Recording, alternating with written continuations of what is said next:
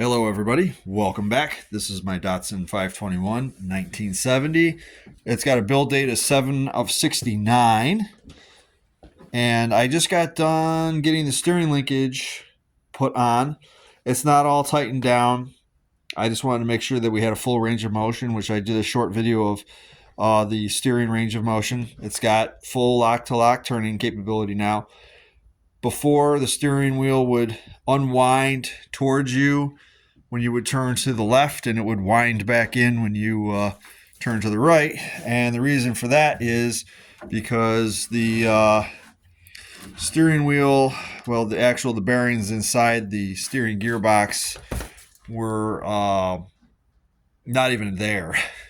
So the worm gear was able to move back and forth, and it kind of wreaked havoc inside the box. I ended up buying bearings. If you go back a couple videos, you'll see I got bearings through Motion Industries. They went to China and got them from there because it really seems to be the only place that you can get that particular number bearing is through NSK, but for some reason it's through China. So don't ask me. I'm glad I got it done when I did, so now there's no tariffs that I got to really worry about. I'm not getting political, but I don't want to pay more for something that I could pay for now and pay less. You might recognize those. Those are Green's Autocross tires, which I'm actually kind of surprised the tires are still in good shape, even though they've been out in the garage. They've been covered. I've actually had them under a tire stacker cover, and obviously they look great. I would take them out. They're probably hard, so Green's gonna. No, I can still leave my fingernail print in them. Huh, great tires. So I could go autocrossing this year if I wanted to and still have a good set of our compound tires. But for now, they're going to be placeholders for this truck.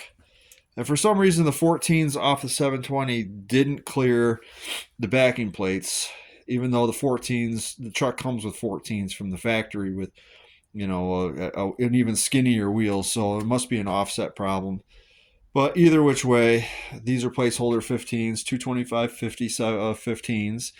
Toyo R compounds. We're not driving on R compounds, but the wheels I might take off or try and find another set of these American Outlaw ones. These are Outlaw ones, AR 61s. What else have we got done? Center link is on. I greased the kingpins, greased the upper control arm bushings. One of them took grease hard. I might just replace that Zerk fitting. It's 40 years old, so who knows what's going on in there.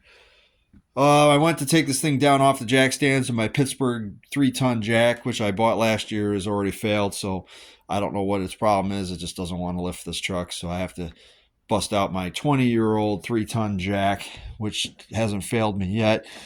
Goes to show the Harbor Freight stuff is absolute junk, because I think I got less than 2 years out of that jack. I think I did. So it might work in the warmer weather, but in this cold weather, it doesn't do anything. So steering is done. The brakes are all done except for putting drums on, and I think I'm going to start plumbing the brake lines and get the speedometer cable installed. I bought a brand new one, even though I have a used one I got from the 67 that's sitting over in the junkyard, but I did buy a brand new one here.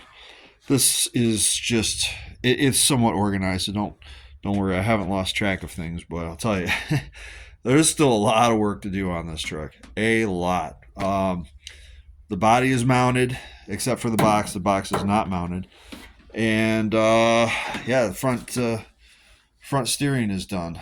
I'm beside myself. I'm very happy with how things are going. I'm now gonna take a little bit of a breather here and just kind of kick back and update the journal and see what jumps at me next for the next thing to do. But I think this truck's going to have a drift truck look to it. I think we're going to go with charcoal rims. I've been back and forth on that, but I think the charcoal rims speak to me. They're the right offset. I'm just going to take the autocross tires off of it and put regular street tires on. Those white wagon wheels are coming off of it. I don't want it to look like that. That's not the look I'm going for. I have the front lip, which has got to go on the lower air dam. I'll get to that too. That's all body work stuff and just help envisioning things. And then I got to get working on cutting out all the rust on the rockers so I can at least get some kind of rocker on it in the cab corner, and get it in primer, at least those sections in primer. And then I can start working on dropping the electrical into it. I just want to make sure that I get the cab corners done before I go any too far and bolt the box down. I don't want to do that. The box is still loose, so I can slide it back. I can remove it completely and make the truck easier to move around in case I do find somebody who wants to do the rockers properly. But so far, no takers, so I'm going to do them the pounding rocks way, which is I have no clue what I'm doing. I'm just going to learn on the fly. I'm not a body guy. Any questions, comments?